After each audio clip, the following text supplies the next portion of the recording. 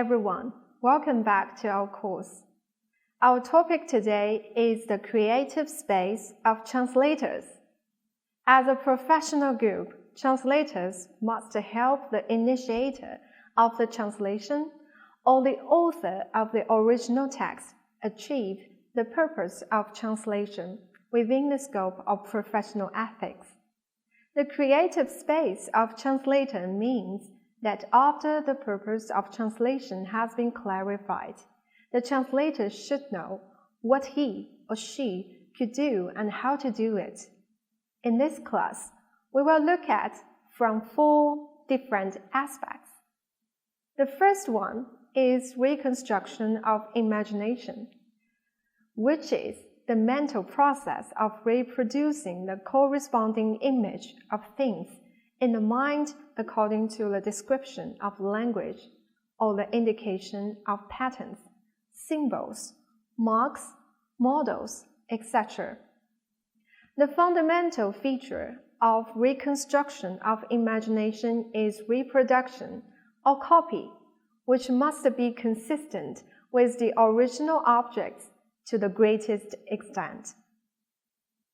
According to the degree of consistency and the characteristics of the subject's active function, the reconstruction of imagination can be divided into aesthetic reconstruct of imagination and scientific reconstruction of imagination.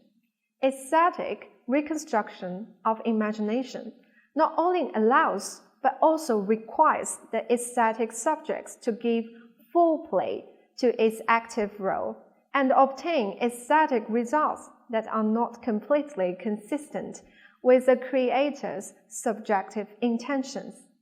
The language itself is vague and implicit, which provides a free space for appreciation subject, coupled with the uniqueness and randomness of the psychological structure of the aesthetic subjects, makes the aesthetic reconstruction of imagination richer, which also causes the differences between different translators. As you can see, the example of an extract from A Trump Aboard by Mark Twain. The aesthetic reconstruction is very obvious in this example. From the perspective of pragmatic texts, advertising translation and tourism translation often require aesthetic construction of imagination, and the reconstruction of imagination is written between the lines. Scientific reconstruction of imagination requires objectivity, clarity, and precision. The active display of the subject must follow the creator's thinking and must be meticulous. This is the case with the reconstruction imagination of non-verbal expressions such as engineering drawings, and the same with the text description. Let's look at the example here. To read such a sentence, the subject of translation must at least have a clear and objective reconstruction imagination of the entity in order to process the sentence well. The recreation in terminology translation has attracted widespread attention in our social life and academic fields. Translation terms have the principles of univocal, scientific, popular, systematic, and international. In general English to Chinese dictionaries, there is no distinction between 发汉 and 出汉. However, the scientific review believes that 出汉 means that the brain actively adapts to the high temperature environments through neurohumoral regulation and emits excessive heat accumulated in the body in the form of perspiration, which is actively perspiration. However, 发汗 mostly involves taking drugs to promote sweating, which is passive perspiration. Therefore, according to the difference of words, perspiration is defined as 出汗 in terminology translation, and sweat is defined as 发汗 to reflect the univocal and scientific nature of the term. With the development of translation history, the method of translating foreign scientific and technological terms have been continuously enriched and improved. There are about 10 methods in summary, namely free translation, transliteration, semi-tome, semi-paraphrase, transliteration and translation form translation, borrowing of Japanese character, translating by foreign letters, creation of new characters, abbreviation, and directly adoption of foreign abbreviation.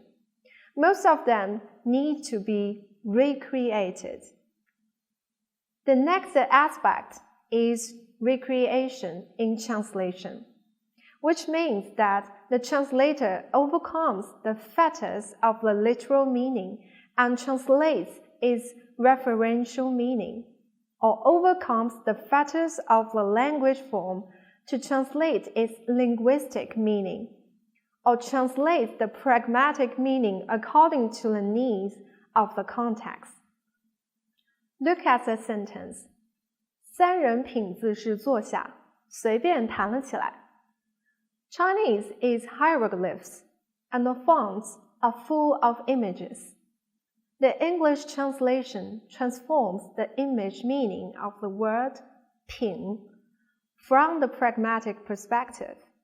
There are many such conversions in translation practice, such as 一字排列, stand in a row or line.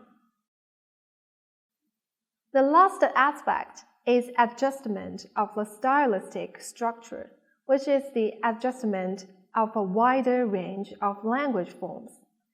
This is to change the genre of the translation from the perspective of the text. For example, for the same original text, the translation can be fully translated, selected, translated, revised, or compiled. Look at the different styles of the two texts. It is the introduction of Mount Hengshan. On the premise of respecting the main information of the original text, the text should conform to the reading habits of the target language readers as much as possible to improve the effect of text expression.